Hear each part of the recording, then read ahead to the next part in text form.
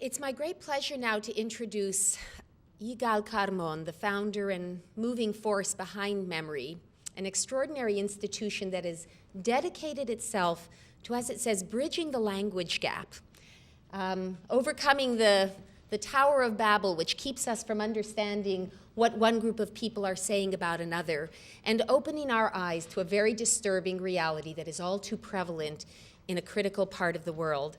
I would like to ask Yigal to come up now and speak about this.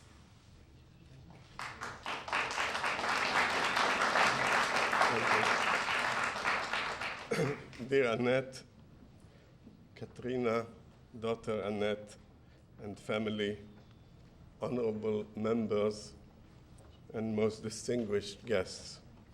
Over 6 years ago, I had the honor of becoming acquainted with Congressman Tom Lantos and of being inspired by his great personality and dedication to the cause of fighting anti-Semitism and Holocaust denial.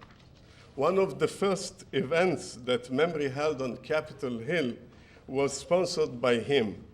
It was an exposure by MEMRI of a series of Egyptian TV that aired over the 30 days of Ramadan, in those long nights when all Muslim families gather together, break their daily fast, and watch together cultural programs on satellite TV. That year's Ramadan series promoted and dramatized the notorious 19th century anti-Semitic book concocted by the Russian Tsar's secret police titled The Protocols of the Elders of Zion. Congressman Lantos' outcry against this series was so forceful that it was heard from this very building all the way to the presidential palace in Egypt, and prompted Hosni Mubarak to instruct his chief political advisor to publish a series of articles in the main Egyptian newspaper denouncing all anti-Semitic myths. Unfortunately, this fight will need to be waged still. The alarming phenomenon of anti-Semitism and Holocaust denial seems even to get worse these days, inspired mainly by the new godfather of Holocaust deniers, Iranian President Mahmoud Ahmadinejad. Moreover, we are now witnessing a new phenomenon, which I would call the post-denial phenomenon, whereby the Holocaust is not denied, rather shown and praised in religious terms with a clear call for its recurrence, but this time at the hands of Muslims, as you will view in the very short second video that I will show momentarily. Over the past decade, MEMRI's anti-Semitism documentation project has amassed the largest archives in the world of this material, translated into English and other numerous languages.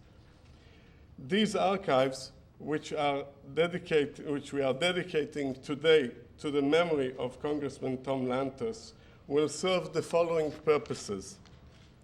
They will support government efforts to fight this phenomenon, both by the State Department, whose representative is here with us and will be speaking soon, and by the government and the legislatures worldwide. Of course, it will support Congress efforts to fight this phenomenon through legislation and other means. It will serve academia in its research of this phenomenon. It will serve educational purposes, and particularly the great educational efforts of the United States Holocaust Memorial Museum, whose representative is here with us and will talk about it. It will serve the media in its exposure of this phenomenon. And last but not least, it will amplify the voices of liberals in the Arab world who bravely speak out against anti-Semitism and Holocaust denial, and who, in the face of public intimidation, refuse to be silenced.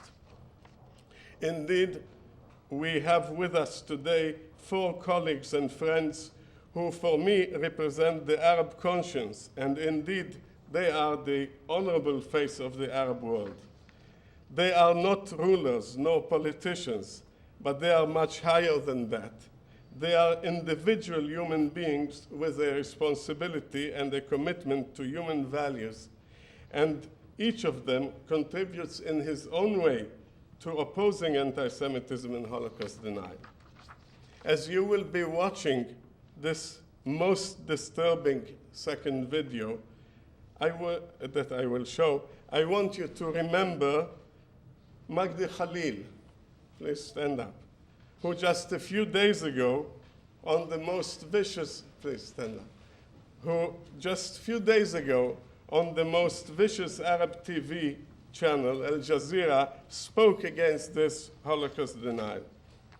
Omran Salman, editor of a leading reformist website, afaq.org, which is beginning to publish in Arabic the renowned book, If This Is the Man, by Holocaust survivor and renowned intellectual and philosopher Primo Levi. Jamal Nouman, please stand up, formerly a Yemenite diplomat who, while in government, publicly engaged in defending Yemenite Jews from persecution. And last but not least, Talha Jibril, former editor of the first Arabic reform website, elaf.com. This website published yesterday a column titled, "The Holocaust Must Be Remembered by Everybody," for it targeted the very essence of humanity. Indeed,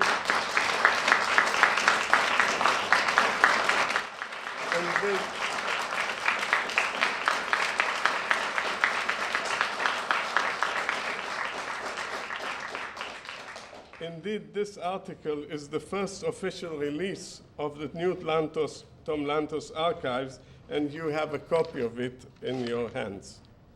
Congressman Lantos' life's commitment to human rights will endure. The Tom Lantos Anti-Semitism and Holocaust Denial archives will preserve his memory, not just as a symbol, but as a living project and a living testimony to his vision and to his moral legacy. Thank you.